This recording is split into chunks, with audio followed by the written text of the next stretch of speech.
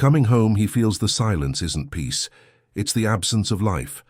In the locked basement, he finds his forgotten mother, surrounded by cold, hunger, and darkness.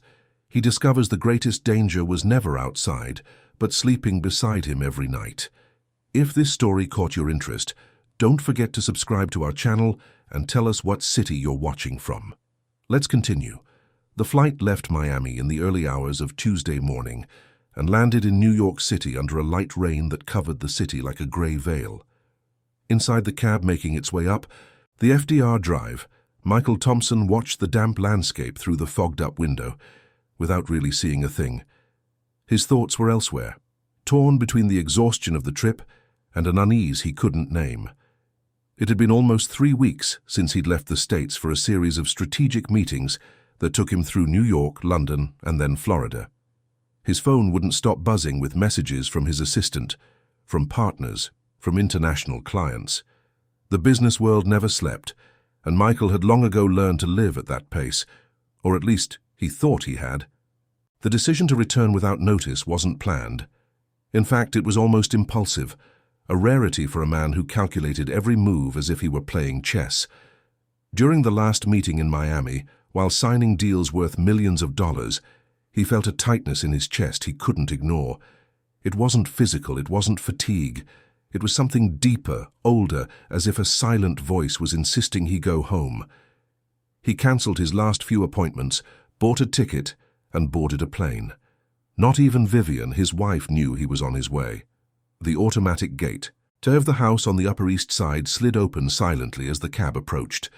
The residence was an imposing structure, surrounded by high walls and impeccably manicured gardens. Michael paid the fare, grabbed his suitcase, and walked through the main entrance.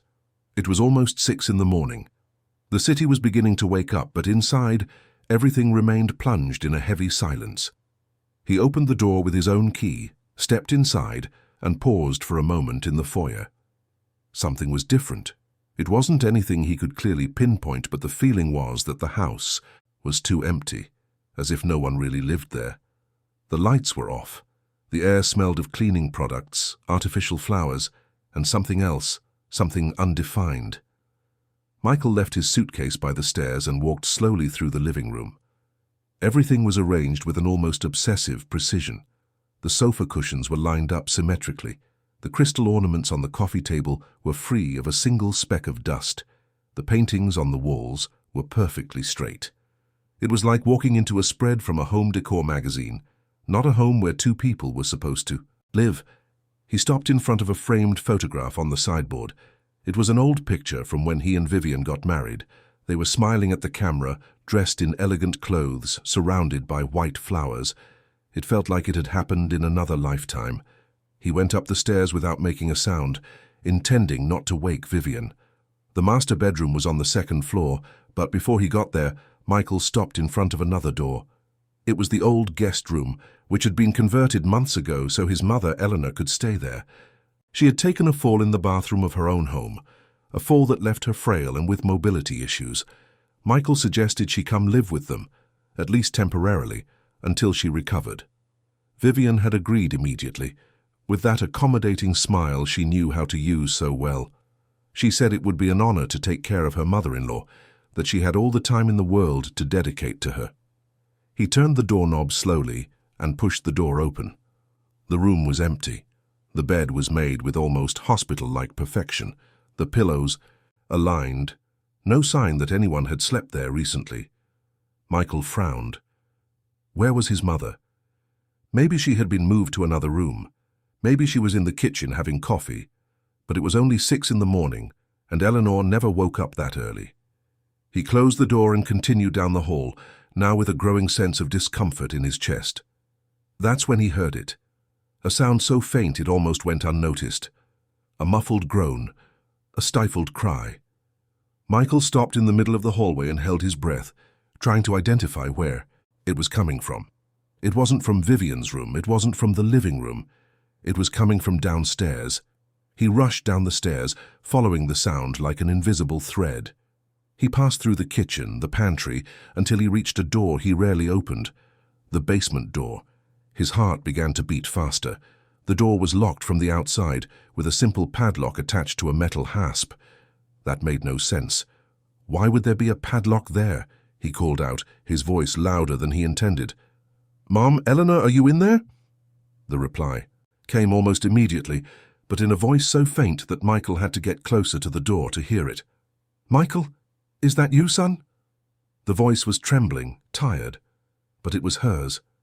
Without a second thought, he yanked on the padlock with all his strength, breaking the hasp that held it, and threw the door open. The smell that rose from the basement was of mold, dampness, and something else. He hurried down the concrete steps, fumbling along the wall until he found the light switch. When the dim light flickered on, illuminating the cramped, cold space, Michael felt the floor disappear from under his feet. Eleanor was sitting on the floor, leaning against a pile of old boxes. She was wearing a dirty nightgown, her grey hair disheveled, her face marked by an unnatural pallor. She lifted her eyes to her son with an expression that mixed relief, shame, and a weariness too deep to be merely physical. Michael knelt beside her, holding her cold hands, unable to speak. The words just wouldn't come. What he was seeing couldn't be real. It couldn't be happening inside his own home. "Mom, what are you doing down here?" His voice came out hoarse, almost inaudible. "Who locked you in here?" Eleanor closed her eyes for a moment, as if gathering strength to speak.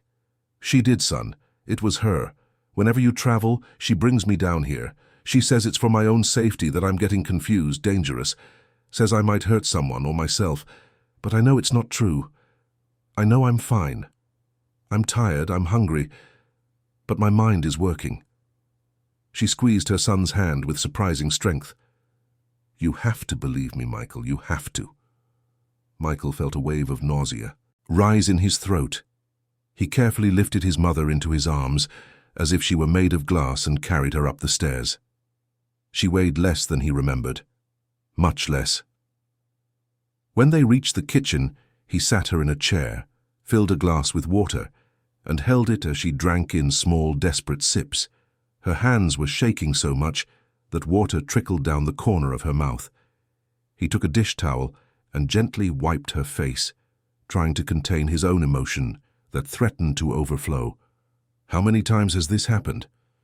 he asked, his voice firm, but his eyes already red. Eleanor looked at her son and sighed deeply. "I don't know for sure.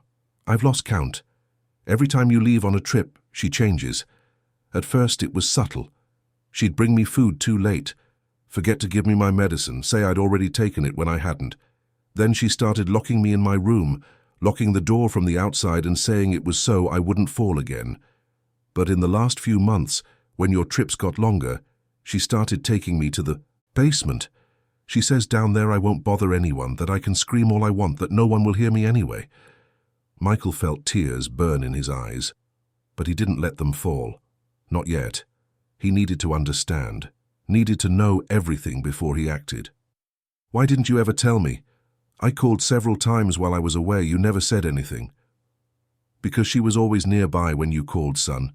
She'd stand right next to me, handing me the phone, watching me, and when I tried to say something, she'd hang up and say, 'I was having an episode, that it was normal for people my age.' She's convincing, Michael. Very convincing." Eleanor lowered her voice, as if afraid someone might hear.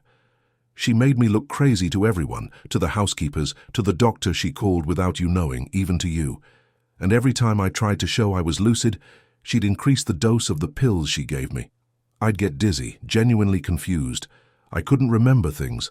I thought I really was losing my mind." Michael got up from the chair and walked to the kitchen window.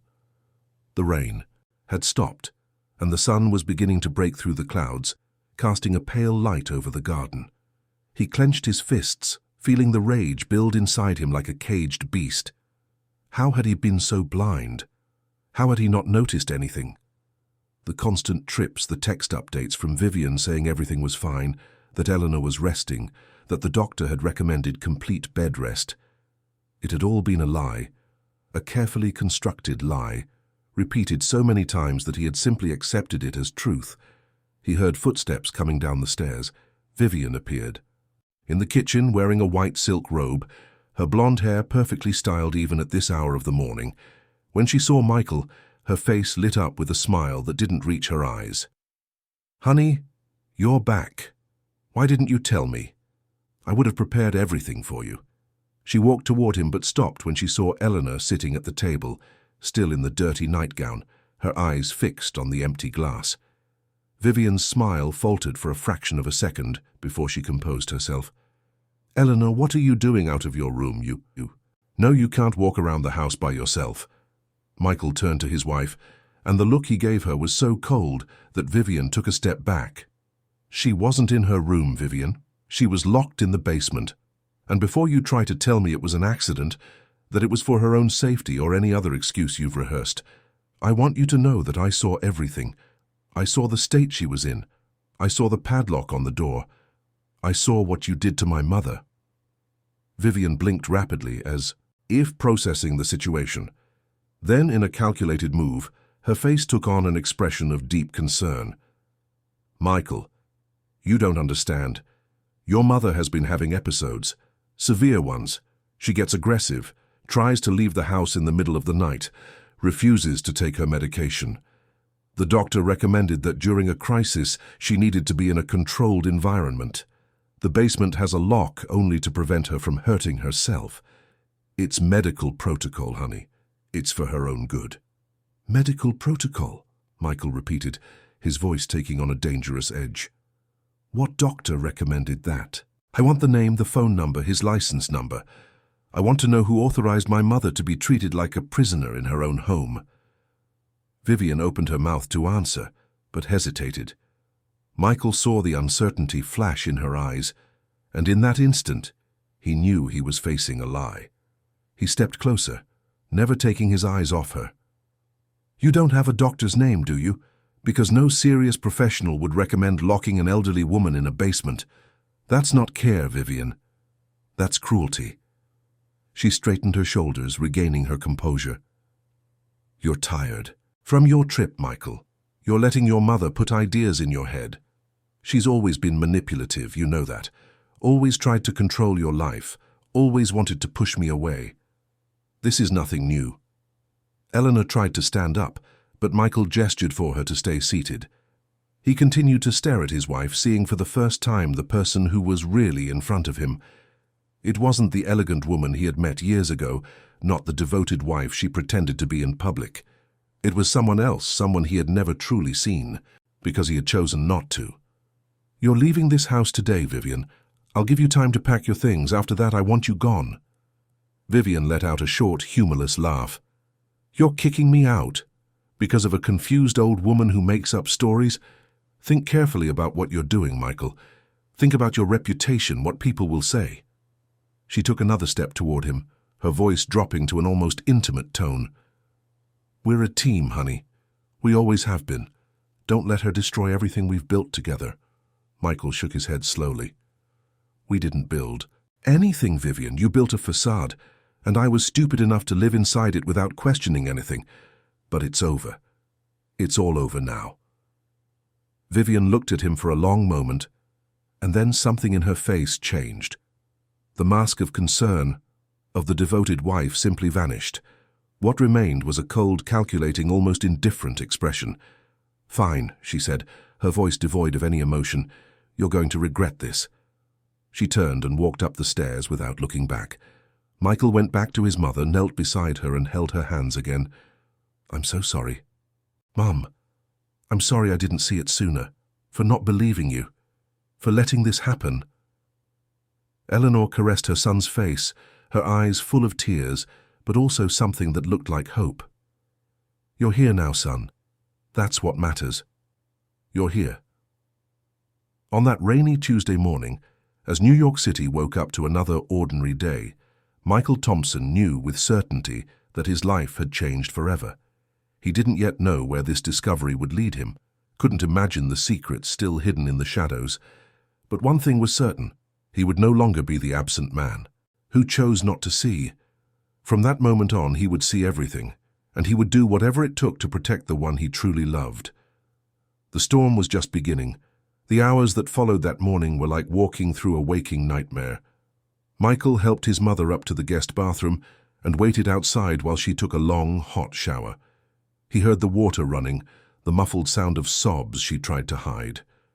When Eleanor finally came out, wrapped in a clean robe, her hair still damp, she looked like a fragile version of herself. Michael helped her get dressed in clean clothes he found in the closet, clothes that looked like they hadn't been worn in a long time.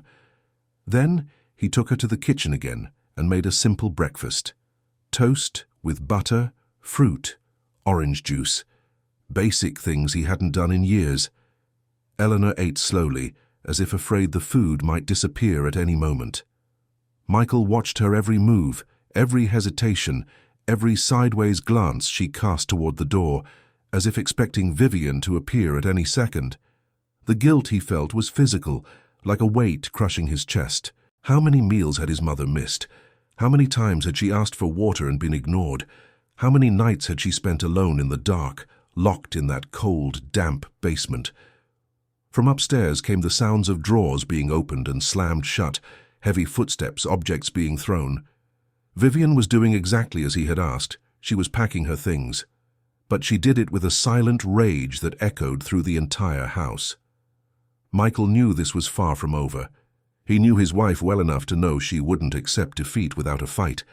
Vivian was too calculating, too controlling to simply walk away and accept the failure of the plan she had so carefully constructed. When she finally came down the stairs, dragging 2 large suitcases, her face was perfectly composed. No tears, no sign of remorse. She wore a discreet but elegant dress, her hair in a flawless bun, light makeup. She looked like she was heading out for a social luncheon, not being thrown out of her own home. She stopped at the kitchen doorway and looked at Michael with an expression that mixed disdain with something that looked like amusement. "This isn't over, Michael, you know that, don't you?" She spoke with a rehearsed calm, as if commenting on the weather.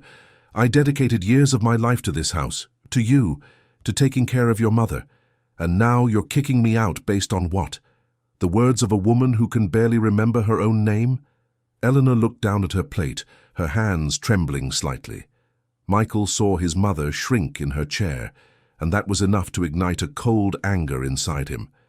"You didn't take care of anyone, Vivian. You manipulated, lied, and abused someone who couldn't defend herself. And if you think you're going to continue with that narrative out there, you can forget it. I'm going to prove everything you did." Vivian smiled, but there was no warmth in it. "Prove it? With what?" The words of a confused old woman. Your word against mine. Think about it, Michael. Who are people going to believe? The woman who was always by your side, who attended all your award ceremonies, all the charity dinners, who built a solid reputation as a philanthropist? Or an old lady who, according to all the medical records I have, suffers from progressive cognitive decline? Michael stood up from his chair so abruptly it nearly tipped over. "Get out of here now, Vivian, before I completely lose my patience." She shrugged, picked up her suitcases, and walked toward the door. Before leaving, she turned one last time. "Oh, and Michael, get ready for a legal battle, because I'm not giving up what's rightfully mine. I'll fight for my assets, for my name, and for the truth. And when this is all over, you'll realize you made the biggest mistake of your life." The door closed behind her, with a sharp click that echoed through the empty house. Michael stood still for a long moment, listening to the sound of Vivian's car pulling out of the garage and driving away down the street. When the silence returned, heavier than ever, he sat down again next to his mother and held her hand. "It's okay now, Mom, she's gone." Eleanor looked at her son with teary eyes. "She'll be back, Michael. One way or another, she'll try to come back. People like her don't give up easily." Michael knew his mother was right. Vivian wasn't the type to simply accept defeat. She was a strategist, patient, capable of planning every move with surgical precision. If she had built a narrative around Eleanor's supposed mental incapacity, she certainly had documents, forged or manipulated medical reports, maybe even paid off witnesses. The war was just beginning, and Michael needed to be prepared. In the following days, he cancelled all his professional commitments. He informed his assistant that he would be out of the office indefinitely and delegated urgent decisions to his trusted partners. For the first time in years, the company was not his priority. His mother was. He spent the first few days simply taking care of her, observing, learning again how to be present. He brought her breakfast in bed, helped her down the stairs, and joined her for short walks in the garden. Slowly, Eleanor began to recover. The color returned to her face, her eyes regained a sparkle that had vanished, and her voice grew stronger. But the better she got, the more disturbing details came to light. One afternoon, while they were having tea on the patio, Eleanor mentioned something that made Michael stop breathing for a moment. "Son, do you remember that time I fell in the bathroom, the fall that brought me here? I remember it was at your house, right? You slipped and hit your head." Eleanor shook her head slowly. "It wasn't quite like that. I didn't slip, Michael. Someone pushed me." The words hung in the air like an accusation. Michael put his teacup down on the table, his hands suddenly trembling. "What are you saying?" "Vivian was there that day. She had come to visit me, said she wanted to talk about some family matters. We were in the bathroom, she was helping me get a towel from the high shelf, and then suddenly I felt her hands on my back. It was quick, forceful. I fell backward, hit my head on the edge of the sink. When I woke up, she was on the phone calling an ambulance, playing the part of the concerned daughter-in-law. But I saw it, Michael. I saw the look in her eyes before I fell. It was no accident." Michael felt the nausea return. If that was true, and he had no reason to doubt his mother now, then Vivian had planned everything from the beginning. The fall wasn't a misfortune that created an opportunity to bring her to their home. It was the trigger. It was the way to get her under control, away from her own residence, isolated in an environment Vivian completely dominated. And he, blinded by his professional commitments and naive trust in his wife, had made it all possible. That night, after Eleanor had gone to bed, Michael stayed up in the living room, staring at the walls of the house that suddenly felt strange and threatening. He needed proof. He needed something concrete that went beyond his and his mother's word against Vivian's. That's when he had an idea. He picked up his phone and called an old college buddy who worked in electronic security. The conversation was brief and to the point. The next day, a discreet technician arrived at the house with sophisticated equipment and installed security cameras at strategic points. The living room, kitchen, hallways, the basement entrance, all disguised, all invisible to the naked eye. Michael knew Vivian might try to come back. She might try something while he was distracted or away for a few minutes.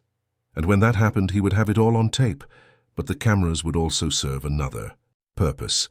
He needed to document his mother's recovery, to prove that she was lucid, capable, that there was no severe cognitive decline as Vivian claimed.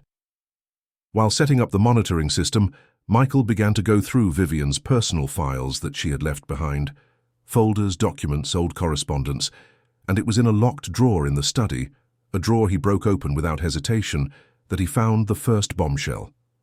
They were legal papers, draft petitions, guardianship documents. Vivian was trying to have Eleanor declared legally incompetent. The documents were almost ready, just missing a few signatures. There were also copies of medical reports Michael had never seen, signed by a doctor whose name he didn't recognize, reports that described Eleanor as suffering from advanced dementia, aggressive, and incapable of making her own decisions. Michael photographed everything with his phone. He wrote down the doctor's name, the clinic's address, the license numbers. He needed to investigate this, to find out if the reports were real or forged. The next day, he called the clinic and asked to speak with the doctor in question. The receptionist was helpful, but when Michael mentioned the professional's name, there was an awkward pause. "Dr. Robert Stevens? We don't have any doctor by that name here, sir. There must be some mistake." There was no mistake. The reports were fake.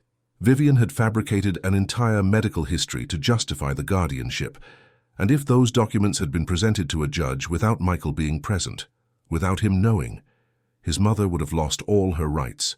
She would have legally become a person without a voice, without a will, completely at the mercy of whoever was appointed her guardian. And that someone, without a doubt, would have been Vivian.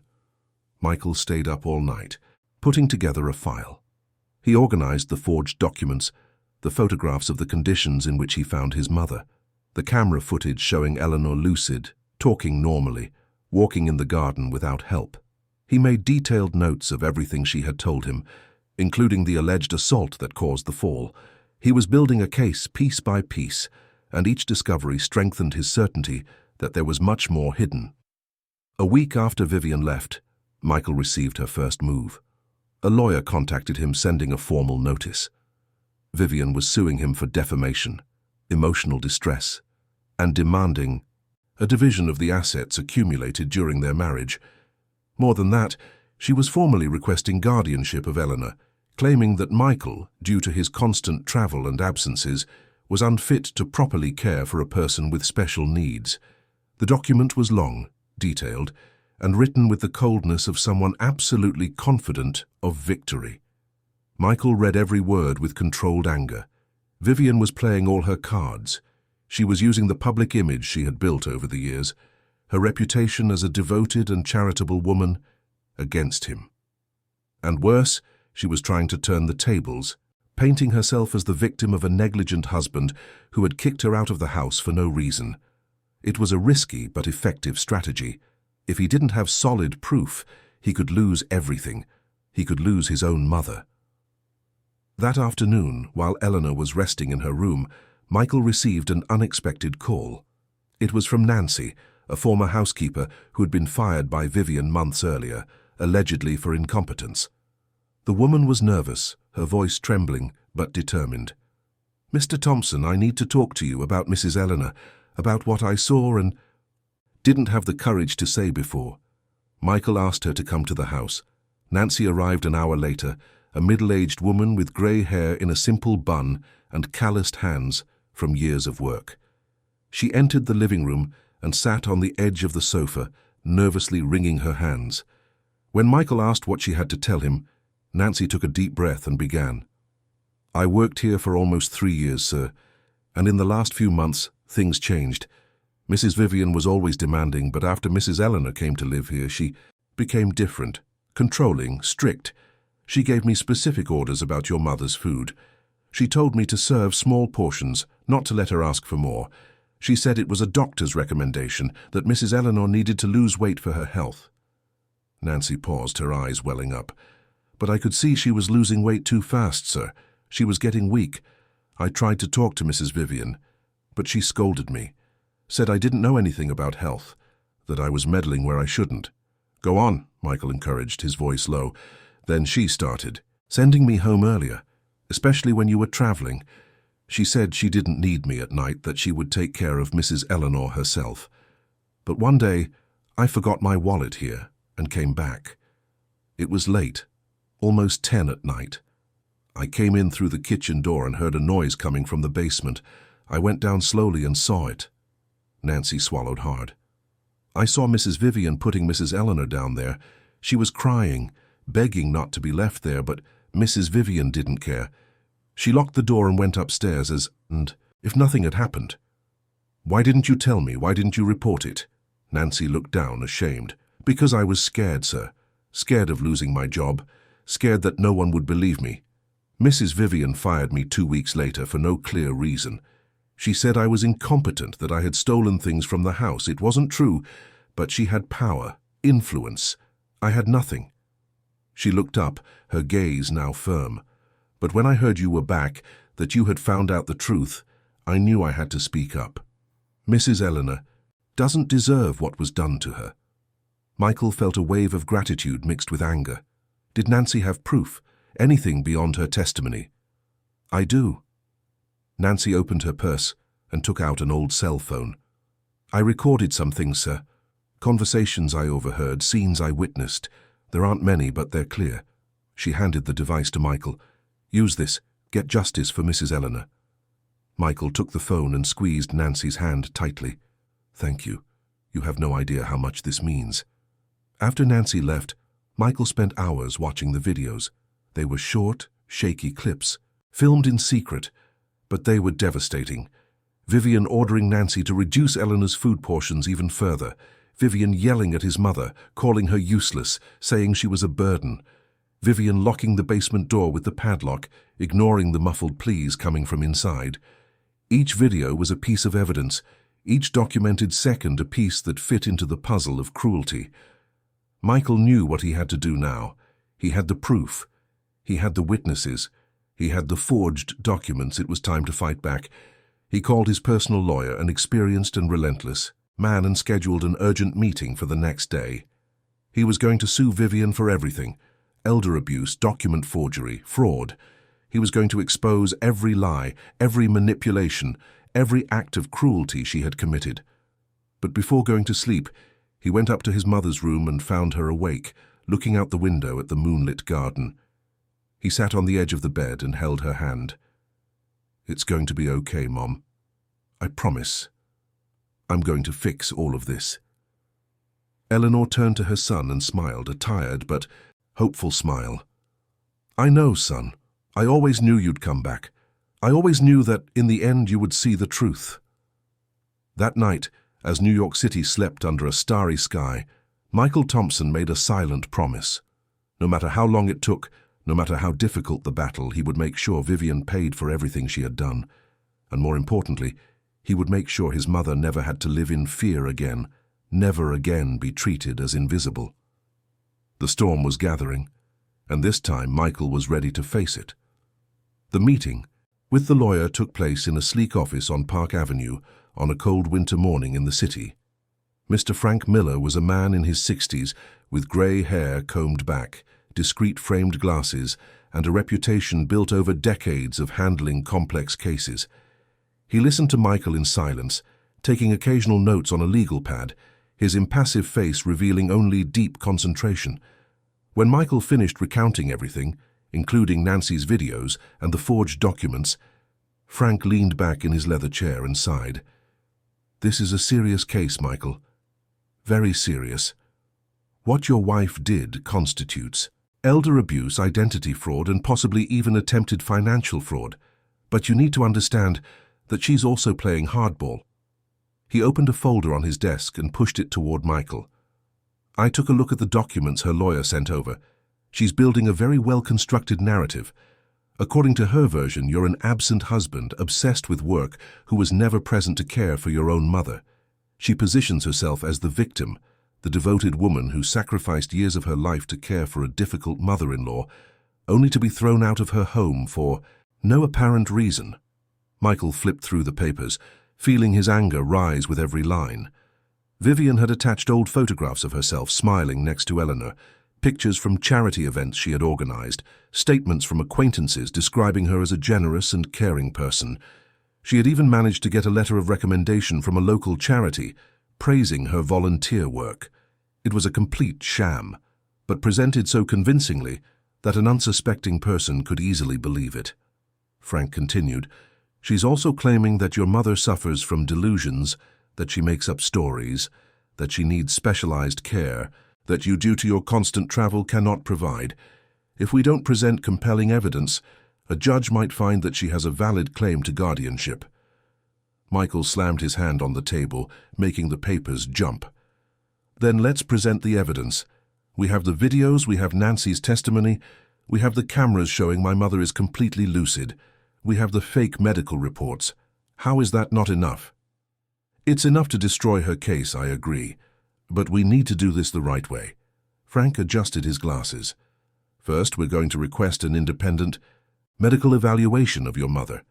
Not by a doctor you choose, but by a neutral medical board appointed by the court itself.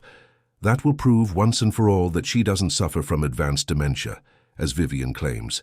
Second, we're going to file a criminal complaint against her for document forgery and abuse. And third," he paused, his gaze becoming more serious, "we need to investigate the assets. If Vivian was trying to have your mother declared incompetent, it's because she wanted access to something. We need to find out what." Michael hadn't thought of that. His mother was never wealthy, but she had her own house, some savings, maybe investments he didn't know about. "I'll check. I'll talk to her about it." "Do it today. And Michael," Frank leaned forward, his voice lowering, "prepare for a PR war. Vivian will use the media. She'll play the victim in public. She's already started. Yesterday, she gave an interview to a gossip blog talking about how she's suffering from the sudden separation, about how she feels betrayed after years of dedication. She doesn't mention your mother directly, but the insinuation is there. People will start taking sides. You need to be ready for that." Michael left the office with a weight on his chest. The battle was bigger than he had imagined. It wasn't just about proving the truth in court, but also about fighting the war of narratives Vivian was waging in public. She was good at that, always had been. She knew how to manipulate public opinion, how to build sympathy, how to make herself look like the wronged party, and Michael, who had always avoided public exposure, who had always preferred to keep his personal life private, would now have to step into that arena. When he got home, he found Eleanor in the garden, sitting on a wooden bench under the shade of a dogwood tree. She was feeding the birds with breadcrumbs, a small smile on her face as she watched the cardinals and blue jays approach. Michael sat next to her and was silent for a moment, just watching. There was something deeply comforting in that simple scene, so different from the chaos that dominated the rest of his life. "Mom," he began slowly, "I need to talk to you about something important. About your assets, your property, your finances." Eleanor turned to him, her expression curious. "Why, son? Did something happen?" Michael explained what the lawyer had said, about the possibility that Vivian was trying to get access to her assets. Eleanor listened in silence, her face growing more serious. When he finished, she sighed deeply and looked up at the sky as if searching for strength. "I have the house where I used to live, you know that. There are also some investments your father left before he passed. It's not much, but it's enough to live with dignity." She paused. "And there's the property." "What property?" "The property in the Berkshires. Your father bought it many years ago when you were still a child. It was his dream to build a house there, a place for us to spend weekends as a family. He never got to realize that dream, but he kept the land. Today it's worth a fortune. It's in a prime area, highly sought after." Michael felt his heart race. "Did Vivian know about this?" "She did. She asked me about the property a few times, said I should sell it, that it was silly to keep a piece of land just sitting there. She even brought me offers from interested buyers, but I always refused. That land represents your father's memory, Michael. I don't want to sell it." "Did she try to get you to sign a power of attorney? Any document giving her the power to sell it?" Eleanor hesitated, her gaze becoming distant. "She tried. She said it was just to make things easier, that since I was living at your house it would be more practical for her to handle those bureaucratic matters. But something stopped me from signing. A gut feeling maybe, or fear. I didn't completely trust her, Michael. I never did." Michael held his mother's hand tightly. "You did the right thing by not signing. The very right thing. Now we need to make sure this is on record, that no one but you has any kind of access to your assets." In the following days, Michael got everything in order. He took his mother to a notary and they filed a formal declaration stating that only Eleanor had authority over her assets, no power of attorney, no delegation of power. They also opened a new bank account, transferring all her savings to a safe place out of Vivian's reach. It was a legal shield, a protection against any future attempts at appropriation. Meanwhile, the medical evaluation was scheduled. A team of 3 professionals, all appointed by the court, came to the house to examine Eleanor. There were hours of cognitive tests, interviews, physical analyses. Michael watched from a distance, anxious, hoping his mother would demonstrate all the lucidity he knew she possessed. When the doctors finally left, carrying folders full of notes, Michael couldn't sleep. He spent the night in the living room, sipping whiskey, imagining all the possible scenarios. The report arrived a week later. Frank called in the morning, his voice containing a barely concealed satisfaction. "Michael, we have good news. The medical report is categorical. Your mother shows no signs of advanced dementia. According to the specialists, she has full cognitive capacity, is oriented in time and space, has a preserved memory and the ability to make decisions autonomously. The previous symptoms, according to the report, were consistent with the effects of excessive medication and social isolation." He paused significantly. "In other words, the symptoms were induced, exactly as you suspected." Michael closed his eyes, feeling relief wash over every cell in his body. It was the proof he needed. It was the confirmation that he wasn't crazy, that his mother wasn't making up stories, that everything she had said was true. Frank continued, "With this report, we can completely destroy Vivian's claim. I'm going to attach it to the case and request that all her accusations be dismissed. More than that, I'm going to use this as proof that she was attempting to defraud the judicial system. This is serious, Michael. Very serious." While the legal battle moved forward behind the scenes, Vivian intensified her public campaign. She gave interviews to celebrity magazines, appeared on morning talk shows, always with the same rehearsed speech. She spoke of the love she had for her mother-in-law, of the sacrifice of caring for a person with special needs, of the pain of being kicked out of her home without explanation. She cried at the right moments, smiled at the right moments, touched the interviewer's arm with familiarity. It was a masterful performance of victimhood, and people believed her. On social media, comments began to appear defending her, criticizing Michael for being a cold and absent husband. Discussion groups debated the case, many taking Vivian's side without knowing the real facts. It was frustrating, maddening, but Michael knew he had to stay calm. The truth would come out at the right time. It was Nancy who brought the next bombshell. She called one afternoon, her voice nervous, saying she had something important to show him. Michael asked her to come to the house immediately. When she arrived, Nancy was holding a cardboard box. Inside were stacks of receipts, invoices, bank statements. "I kept all of this, sir. When I worked at the house, Mrs. Vivian would ask me to buy things for Mrs. Eleanor. Adult diapers, medications, supplements, health, equipment. She would give me cash and ask for the receipts. She said it was to account for the expenses to you, to show she was taking good care of your mother." Nancy opened one of the statements, but the strange thing is, she bought way more than was necessary, absurd quantities, and I realized that half of the things never even reached Mrs. Eleanor. Michael took the papers and began to examine them. There were receipts for expensive medications, specialized treatments, private medical consultations, all in Eleanor's name. But when he asked his mother, she didn't recognize any of it. She had never taken those pills, never undergone those treatments, never consulted those doctors. The conclusion was obvious. Vivian was embezzling money. She was taking the funds Michael allocated for his mother's care and using them for something else. She would buy products, keep the receipts as proof of expense, but then sell everything or simply pocket the difference. It was a simple but effective scheme. And for months, while Michael was traveling, confident that he was investing in his mother's health, Vivian was stealing from them. Michael did the math. It was tens of thousands of dollars over the course of a year, maybe more. Each receipt was a stab, each invoice another proof of the calculated cruelty with which Vivian had acted. She had not only mistreated Eleanor, but she had profited from it. She had turned the suffering of a defenseless elderly woman into a source of income. Frank was ecstatic when he saw the evidence. "This is gold, Michael, pure gold. We'll sue her for embezzlement, fraud, everything. She's not getting away with this." But Michael wanted more. He wanted to understand the full extent of Vivian's web of lies. He hired a private investigator, a discreet and competent man, and asked him to investigate everything. Vivian's financial life, her contacts, her movements over the past few months. The investigator worked quickly. In 2 weeks, he returned with a devastating report.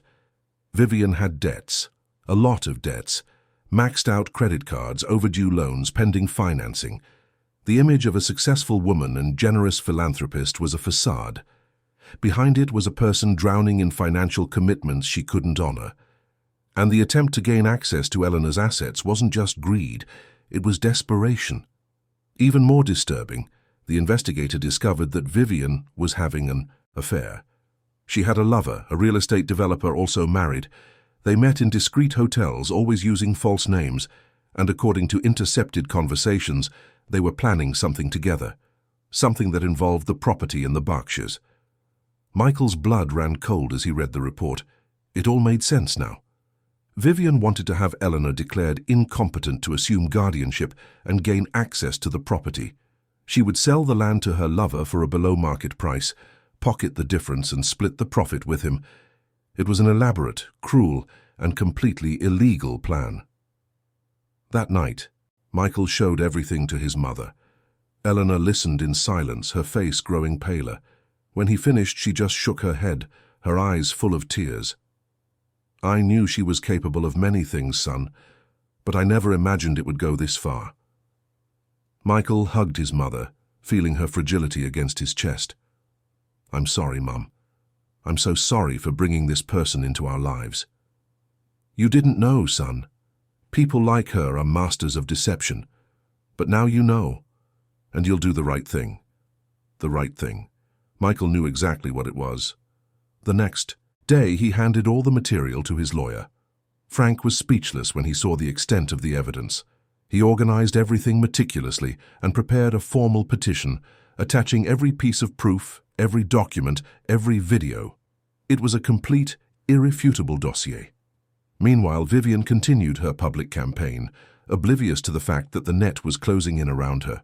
She posted photos on social media, always smiling, always surrounded by people, always with inspiring captions about overcoming adversity and strength. Her followers commented in droves, leaving messages of support, calling her a warrior, an inspiration. It was surreal to see that farce being celebrated by thousands of people who had no idea of the truth. But the truth was about to come out. Frank scheduled the preliminary hearing for the following week. It would be the first official confrontation between Michael and Vivian, the first moment when the masks would be torn off and the facts would be laid on the table. Michael knew it would be difficult, even painful, but he was ready.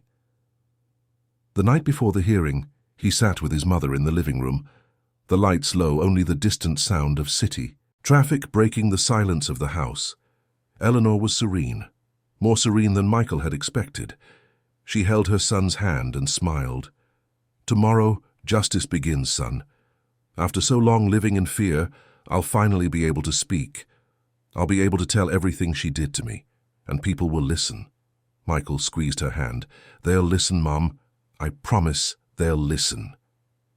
That night, as New York City prepared for another day, Michael Thompson looked out the window and saw the reflection of a man he no longer recognized. He wasn't the businessman obsessed with contracts and international meetings. He wasn't the absent husband who blindly trusted his wife. He was someone new, someone who had learned in the worst possible way that being present is the only true way to protect the ones you love. The storm was about to reach its peak, and this time Michael wouldn't run from it. The New York County Supreme Court building awoke that Thursday morning, shrouded in a damp mist that gave it an even more solemn air. Michael arrived early, accompanied by Eleanor and his lawyer, Frank Miller. His mother wore a simple but elegant dress, her hair carefully styled, a pearl necklace that had belonged to her own mother gracing her neck. She was nervous, her hands trembling slightly, but there was determination in her eyes. Michael held her arm as they climbed the steps, feeling the weight of the moment with every stare. The courtroom was large, with dark wood-paneled walls and a long bench where the judge would sit. On the other side of the room, Vivian was already present, accompanied by her lawyer, a tall man in an impeccable suit with a confident expression. She wore a discreet grey dress, light makeup, her hair loose, and falling softly over her shoulders. She had the perfect appearance of a wronged woman, fragile yet brave. When Michael and Eleanor entered, Vivian looked up, and for a split second, a flash of something crossed her face. Anger, fear, contempt. Michael couldn't tell, but the mask was quickly back in place and she lowered her gaze, as if too hurt to even look at them. The judge entered, a middle-aged man with graying hair, thin-rimmed glasses, and a serious expression that made it clear he would not tolerate games or manipulation. Everyone rose. He sat, adjusted the papers on his desk, and began the hearing. His voice was firm, emotionless, purely professional. "We are here to address the lawsuit filed by Mrs. Vivian Thompson against Mr. Michael Thompson, seeking damages for emotional distress and defamation, as well as guardianship of Mrs. Eleanor Thompson, alleging the latter's incapacity to manage her own life. Mr. Michael Thompson has filed a counterclaim, accusing Mrs. Vivian Thompson of elder abuse, document forgery, and embezzlement. We will hear both sides." Vivian's lawyer spoke first. He stood, adjusted his jacket, and began with a well-rehearsed speech about how his client had dedicated years of her life to caring for her mother-in-law, sacrificing time, energy, and personal resources. He spoke of Michael's ingratitude, of how he had thrown his wife out of the house for no apparent reason, based only on unfounded accusations from a woman who, according to medical reports he intended to present, suffered from mental confusion. It was a well-constructed narrative, full of emotional appeals, painting Vivian as a victim of cruel circumstances. When he finished, Frank Miller stood up. His approach was different. No beating around the bush, no emotional appeals, just facts. "Your Honor," he began, addressing the judge, "what we have here is not a case of ingratitude or unfounded accusations. What we have is a clear and documented case of systematic abuse against an elderly person, unable to defend herself, perpetrated by the very person who was supposed to be caring for her. And these are not just allegations. We have concrete, irrefutable proof." Frank opened the folder he had brought and began to present the evidence, one by one. First, the videos recorded by Nancy. The room fell into absolute silence as the images played on the screen set up for the hearing. Vivian ordering Eleanor's food to be rationed. Vivian yelling at the elderly woman, calling her useless, a burden. Vivian locking the basement door, ignoring the muffled pleas coming from inside. Each scene was more devastating than the last. Michael saw Vivian stiffen in her chair, her fingers gripping the edge of the table so tightly her knuckles turned white. Next, Frank presented the independent medical report, the one requested by the court itself. He read aloud the specialist's conclusions, which stated categorically that Eleanor showed no signs of advanced dementia, that she was fully lucid and capable. He explained that the previous symptoms were consistent with excessive medication and social isolation. In other words, they were induced. The judge interrupted. "Are you saying that Mrs. Vivian Thompson deliberately induced symptoms of mental confusion in her mother-in-law?" "Exactly, Your Honor. And there's more." Frank then presented the forged medical reports Michael had found in Vivian's drawer. He explained that the doctor whose name was on the documents did not exist, that the mentioned clinic denied having any record of that professional. It was pure and simple forgery, with the aim of obtaining a judicial guardianship over Eleanor. Vivian's lawyer tried to stand, to protest, but the judge raised a hand ordering him to sit. "We will hear everything before any statements." Frank continued. He presented the receipts and invoices Nancy had saved, showing the systematic embezzlement of money intended for Eleanor's care. He showed the calculations, the total amounts, the difference between what was purchased and what actually reached the elderly woman. Then he presented the private investigator's report, revealing Vivian's debts, her lover, the plan to sell the property in the Berkshires. Each piece of evidence was a stone being laid upon Vivian, building an insurmountable wall of proof. Michael watched his wife, seeing her, shrink further into her chair, her face losing its color, her hands shaking. The mask was cracking piece by piece. When Frank finished, the judge turned to Vivian. "Do you have anything to say in your defense?" Vivian looked at her lawyer, who seemed as lost as she was. She stood up slowly, her voice trembling. "Your Honor, everything I did was for my mother-in-law's own good." She tried. She was still trying to maintain the narrative. She was difficult, aggressive. "I just wanted to protect her, protect the house, protect everyone." The judge cut her off. "Are you aware that locking an elderly person in a damp, cold basement is not a standard of care under any circumstances?" Vivian opened her mouth, but no words came out. The silence stretched on, heavy, suffocating. It was then that Frank made a gesture. "I'd like to call a witness, Your Honor." The back door of the courtroom opened, and Nancy entered. She was nervous, her hands sweaty, but she walked firmly to the witness stand. She swore to tell the truth and sat down. Frank asked the questions, and Nancy answered with brutal honesty. She told everything she had witnessed, everything Vivian had ordered, all the times she was instructed to lie, to hide, to ignore Eleanor's pleas for help. "Did you ever confront the accused about this behavior?" Frank asked. "I tried, sir." Nancy looked at Vivian, and there was hurt in her eyes. "I tried to tell her that Mrs. Eleanor was suffering, that it wasn't right, but she fired me. She called me incompetent, said I was stealing from her. She made up lies to discredit me." Vivian finally lost her composure.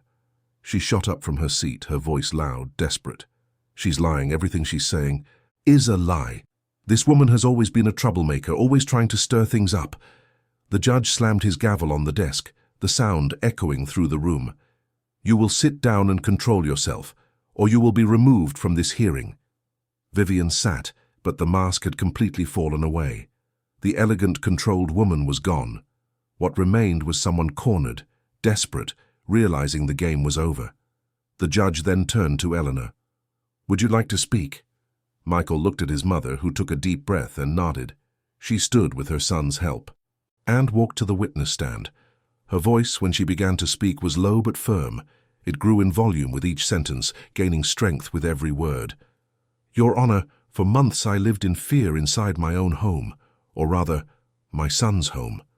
Vivian would lock me in the basement whenever he traveled. She would leave me there for days without enough food, without water, in the dark. She said it was for my own safety, that I was going crazy, that I needed to be controlled." She took a handkerchief Michael offered her and wiped her eyes. "But I wasn't crazy. I knew exactly what was happening. I knew she was stealing from me, mistreating me, erasing me, and I couldn't do anything because no one would believe me. She was too convincing, too powerful, until my son came back and found me." Eleanor looked directly at Vivian. "You took my dignity. You made me feel invisible. You treated me like I was a disposable object. And all while you were smiling for the cameras, pretending to be a good person. But you're not good, you're cruel. And I hope you pay for everything you did. To me." The silence that followed was absolute.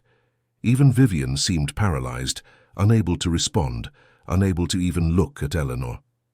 The judge wrote something on his papers and then looked up. "Does Mrs. Vivian Thompson have anything else to say in her defense?" Vivian's lawyer whispered something in her ear. She hesitated, tears finally starting to stream down her face, smudging her makeup. When she spoke, her voice was broken. "I just wanted to help. I tried to take care of her, but it was hard. She was difficult and I was alone. My husband was never home. I had to handle everything. The debts, the pressure, it all became too much. I made mistakes, I admit it. But it wasn't out of malice. It was out of desperation." The judge watched her for a long moment. "Desperation does not justify cruelty, Mrs. Thompson. And it certainly does not justify forging documents, misappropriating assets, and the systematic abuse of a vulnerable person." He closed the folder in front of him and delivered his ruling with a coldness that left no room for appeal. "Based on the evidence presented, it is clear that there was elder abuse, document forgery, and embezzlement. Guardianship of Mrs. Eleanor Thompson will remain with her son, Michael Thompson. Mrs. Vivian Thompson will be permanently removed from the family, will have her assets frozen until the amount owed in restitution to the victim is determined, and will face criminal charges for the crimes committed. Furthermore, she is prohibited from approaching Mrs. Eleanor Thompson within a 500-yard radius, under penalty of imprisonment." Vivian collapsed into her chair, sobbing uncontrollably. Her lawyer tried to say something, but the judge had already adjourned the session. He slammed the gavel one last time, and it was over. Michael hugged his mother, feeling her tears soak his shirt. "It's over, Mom, it's really over." Eleanor smiled through her tears. "Yes, son, it's over." In the months that followed, life began to take a new direction. Michael sold the house on the Upper East Side, too big, too full of bad memories. He bought a smaller, cozier home in a quiet neighborhood in Park Slope, Brooklyn. It didn't have the grandeur of the previous one, but it had something the other never had: warmth. It had real life. Eleanor recovered completely. She started cooking again, something she loved and hadn't done in months. She tended to her garden, had friends over for afternoon tea, and laughed again. Michael drastically cut back on his international travel. He delegated more responsibilities to his partners, reorganized his priorities. He discovered he could be successful in business without sacrificing his own humanity. One afternoon, months after the trial, he was in the kitchen helping his mother bake a cake when she stopped, looked at him, and smiled. "You know you've changed, don't you?" "I've changed?" "You're present, really present, not just physically but emotionally. You've become the son I used to know, before business consumed everything." Michael smiled, passing her the flower. "I had to learn that the hard way, didn't I? But I learned, and I'll never forget it." Vivian, for her part, faced the consequences of her actions. She was convicted in criminal court, fined heavily, and lost all the public credibility she had built. The charities she was associated with cut ties. Her lover disappeared when the scandal broke. She became a social pariah, known not as the generous philanthropist, but as the woman who abused her own mother-in-law. Nancy was rewarded for her courage. Michael hired her again, not as a housekeeper, but as a paid caregiver for his mother, with all labor rights guaranteed. She accepted with tears in her eyes, saying she finally felt she had done the right thing. On a clear spring morning, almost a year after that fateful day when Michael returned from his trip and found his mother in the basement, the two were sitting on the porch of their new house, drinking coffee and watching the birds in the garden. Eleanor looked at her son and said something he would never forget. "You know, son, I spent months living in fear, feeling like I was invisible, that I didn't matter to anyone. But in the end, what saved me wasn't the justice system, it wasn't the evidence or the lawyers. It was you. It was the fact that when you realized the truth, you didn't run from it. You faced it, and that made all the difference." Michael held his mother's hand, squeezing it affectionately. "I'm so sorry it took me so long to see, Mom. I'm sorry for all the signs I ignored." Eleanor shook her head. "Don't blame yourself for what you didn't see. People like Vivian are masters at hiding the truth. The important thing is that when the truth appeared, you chose to believe it. You chose to protect me, and that's what matters." Michael reflected on everything that had happened, on how he had been blind, absorbed by business, too confident in appearances, on how he had almost lost his mother through sheer emotional negligence, but he also reflected on the transformation it had brought about in him. He was no longer the same man. He had learned that professional success meant nothing if it came at the cost of one's own humanity. He had learned that being present is the only true way to love. The new house was simple, but it was always full. Michael started inviting friends over for dinner, something he had never done before. Eleanor organized reunions with old colleagues. Laughter echoed through the walls. The kitchen always smelled of something being prepared with love. It was so different from the previous house, so much more real. One night, as they were washing dishes together after a dinner with friends, Eleanor commented on the property in the Berkshires. "You know, son, I think your father would be happy if we finally did something with that land." Michael stopped drying the plate in his hands. "What are you thinking?" "How about we build the house he always dreamed of? It doesn't have to be big. It doesn't have to be luxurious. Just a simple place where we can spend weekends, breathe fresh air, be at peace." Michael smiled. "I think that's a perfect idea, Mum." And so they did. In the following months, they hired an architect and began to build.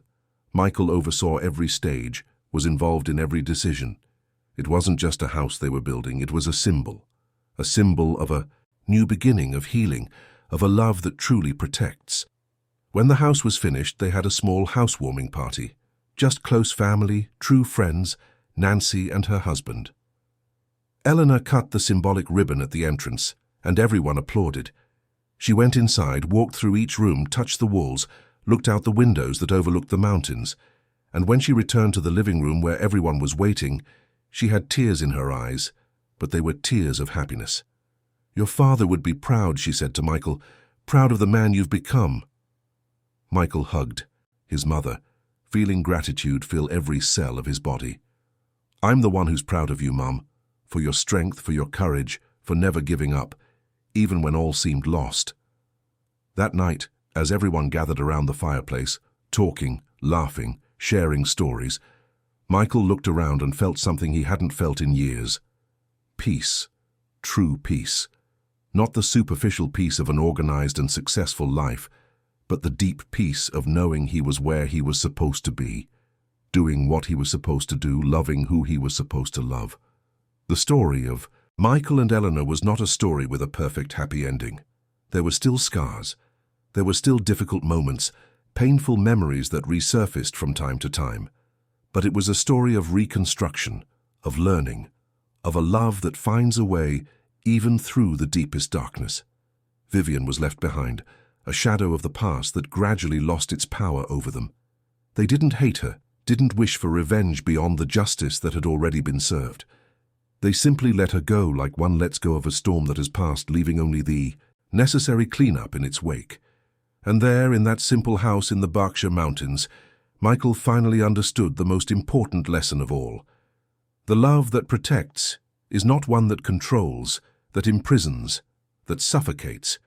It is one that liberates, that trusts, that is present even when it hurts. It is one that chooses to see the truth, even when the truth is harsh and inconvenient. It is one that faces storms, not because it is easy, but because it is necessary. And as night fell over the mountains and the stars began to appear in the clear sky, Michael and Eleanor sat on the porch wrapped in blankets, sipping hot chocolate. They didn't need words. Each other's presence was enough. The silence now was no longer heavy or oppressive. It was comfortable, full of meaning, filled with everything they had lived through and overcome together. And in that silence they both knew that, no matter what the future held, they would face it side by side. Because they had learned, the hardest way possible, that being present is the only gift that truly matters. Life would go on with its challenges, its joys, its sorrows. But now, they were ready. They were whole. They were together. And that, in the end, was all that really mattered. Dear listeners, we hope the story of Michael and Eleanor has deeply touched your hearts. If you were moved by this journey of discovery, justice, and rebuilding, please leave a like, subscribe to the channel, and tell us in the comments what part of this narrative resonated with you the most. Every day we bring intense stories like this one, revealing the truest and most transformative side of human relationships, showing that the love that truly protects requires presence, courage, and the willingness to see the truth, no matter how painful it may be. We'll see you in the next episode with another story that will stir your emotions and make you reflect on what truly matters in life.